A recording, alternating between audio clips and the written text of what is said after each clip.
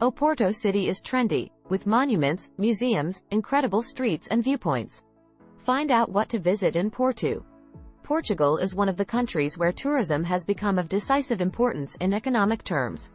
That's why it's essential to know what to visit in Porto, a city that has already been acclaimed as best European destination. The city is increasingly cosmopolitan and dynamic, and there are more and more streets and restored buildings that are worth visiting. Here is our list to help you to choose the best 16 places to visit in Porto.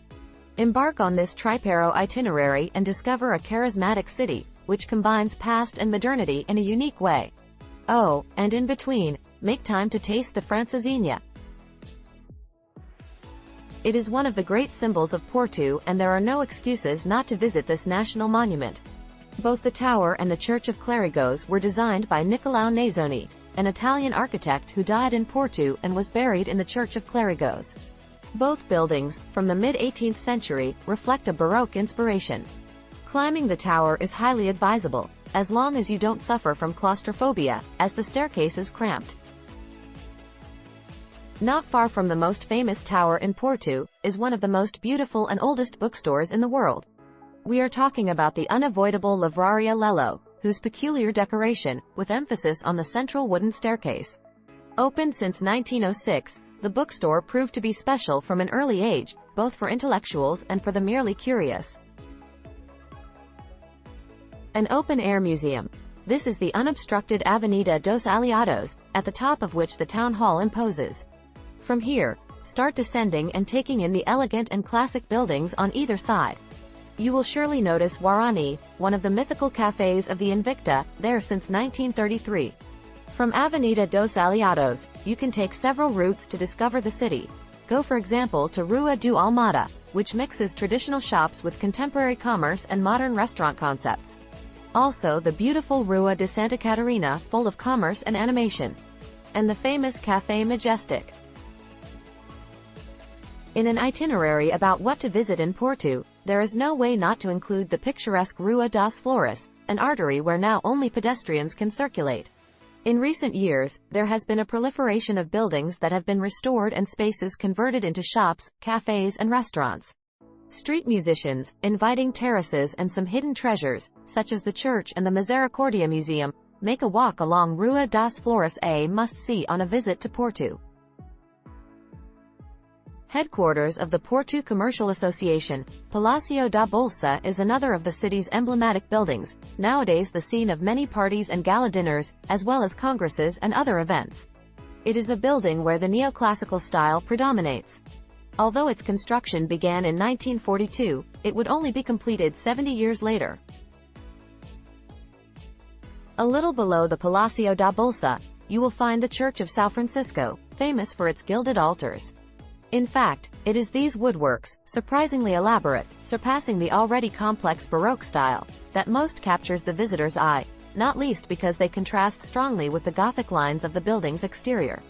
A national monument since 1910 and a UNESCO World Heritage Site since 1996, the Church of São Francisco also has other singularities inside, such as the Catacomb Cemetery and the chilling ossuary.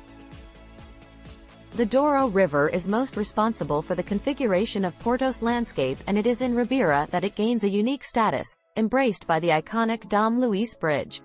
Strolling through the streets of Ribeira, among the drying clothes that come out of the windows and cramped balconies of the buildings, and listening to the inhabitants of the neighborhood speaking in a genuine and uncomplicated way as only they know is, in itself, an unmissable program.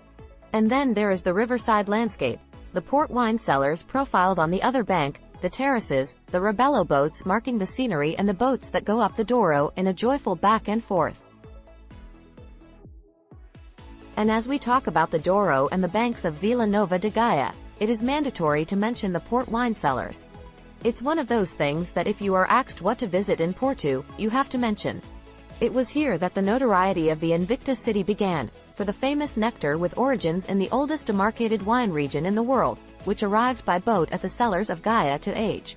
Even today, this is an important activity for the Douro and for the city of Porto, and there are many cellars that offer great experiences related to wine. The origin of the church where the Diocese of Porto is based dates back to the 12th century, although it has undergone changes over the years. From the Romanesque era, the facade remains, where the towers predominate. The domes of these, however, were placed later and are Baroque, and the stained glass rose window. It was here that King John I married Philippa of Lancaster in 1387.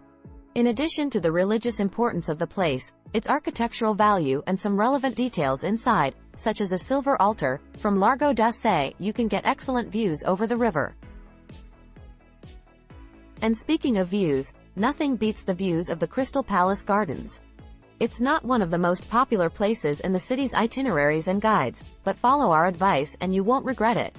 Walk through the gardens guided by the river, and you will find excellent points of contemplation. Also now it's possible to climb up the building to have a 360 view. While discovering the park, you will find a connection to another garden, next to the Romantic Museum. If you don't want to commit the extravagance of having a meal there, enjoy the scenery, truly stunning. The train stations, especially the largest and oldest, are always great places to visit, to take the pulse of the rhythm of the city, while getting in touch with its past. The Centenary São Bento station, in the heart of the historic center of Invicta, was once considered one of the most beautiful in the world and is a must on any list of what to visit in Porto. There are about 550 square meters of panels painted in the Art Nouveau style. The imposing facade is equally noteworthy, with Renaissance and other Belle Époque traits. Porto is not only made of past and tradition. Casa da Musica, in Rotunda da Boa Vista, is the ex-libris of the city's openness to contemporaneity. In this daring building designed by Rem Koolhaas, dedicated to music, all genres and experiences linked to this art can fit. With incredible acoustics and unique architectural details, it is worth getting to know this building, born within the scope of the Porto European Capital of Culture 2001, but inaugurated only in 2005, through a guided tour. And continuing on the path of modernity, in this list of what to visit in Porto, the Serralves Foundation could not be missed, with emphasis on the internationally acclaimed Museum of Contemporary Art. In fact, it is much more than a museum. Surrounded by desirable gardens and with an eclectic and comprehensive program, it is a space for enjoyment for the whole family. And then, there is the high architectural interest of the Foundation's buildings. The museum itself is a project of refined lines by the architect César Vieira. The Serralves House, from the 30s, is a beautiful example of the Art Deco style, which together with the perfectly kept lakes and gardens forms an unforgettable setting. And if you like art, you can't miss the city's arts quarter, formed by Rua de Miguel Bombarda and nearby arteries. The galleries follow one another door and door, along with some shops selling designer products, contemporary crafts, alternative design and even trendy restaurants. And almost ending our visit, let's go by the sea with a tour of Foz.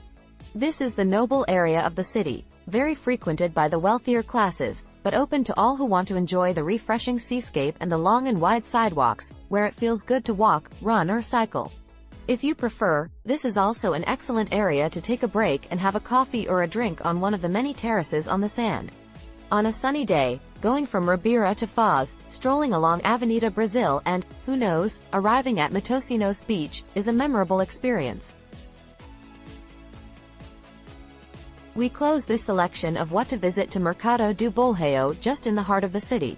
Bolheio presents itself with its usual soul, but also with new features. The Fresh Market will continue to be the main protagonist of this emblematic building in the city. Its character is unique and valuable, and its identity and history have been intertwined, for over 100 years, with the identity and history of the city of Porto, although recently renewed. So, we hope you enjoy the video and we hope that you might visit us in the future. Thanks for watching.